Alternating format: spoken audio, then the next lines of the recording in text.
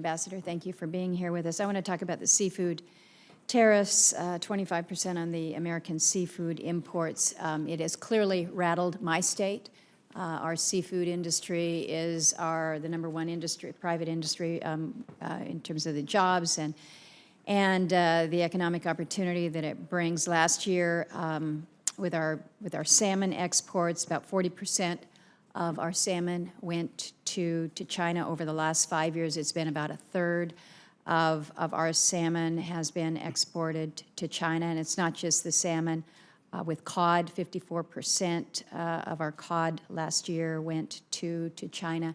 So this is very, very significant to us. We're still trying to figure out exactly what this means, not only to our fishermen, but to the processors, to the logistics industry, all aspects of the seafood supply chain.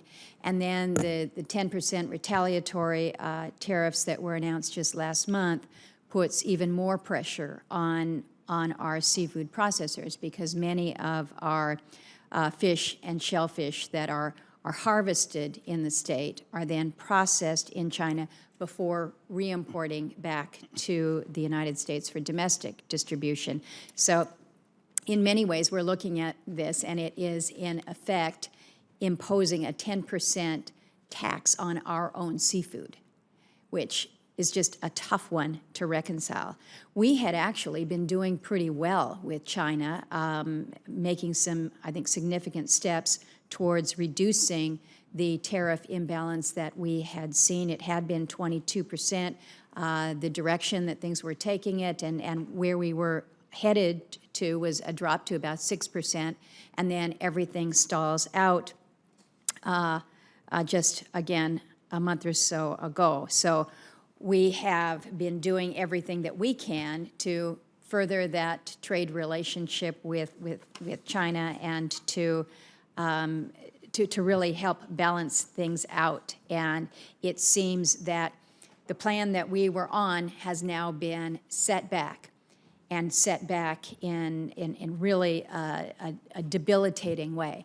Keep in mind, this follows on the heels of Russia's retaliation to U.S. sanctions back in 2014 when there was an embargo on American seafood imports. So we felt the impact of that. It's been about a $40 million loss to the state. The previous administration didn't take any steps to address that, so we've got that we're dealing with. Now we're looking at these additional foreign markets that are at risk. When I listened to Senator Collins and her description of the lobster industry and the impact that she's got going on with Canada, it is very akin to what we're seeing, perhaps just different countries involved here. So I've got the same question that Senator Shaheen has, because my fishermen, my processors, those in the logistics industry, everyone is part of this chain, are saying, what is the plan? Because we don't see, we thought we had a pretty good plan, we were working towards it, and now everything has been pulled back. So how can you give that assurance to this seafood industry that, again, is not just critical to Alaska, but to so many of our coastal states? Well, thank you, Senator. First of all, you're right. It's way beyond just Alaska. We've heard from a number of states that have a problem, and all the retaliation in seafood has been from China because they believe it's an effective political tool. And that's very unfair to the people that are in that industry, much in the same way that agriculture has been targeted by others, but also primarily by the Chinese. And if I may interrupt and just ask the question then, because they have been impacted in, as you say, similar to farmers, is it my understanding that any of this $12 billion in aid that is directed to agricultural commodities, I look at that and I don't see that there would be any allowance for our fishermen. We call them farmers of the sea, but apparently that doesn't seem to fit with your definition. And don't get me wrong, Alaskans are not necessarily looking for or supporting this, what they consider to be this bailout. But they are interested in knowing, would this encompass them as well because of the impacts that they have seen?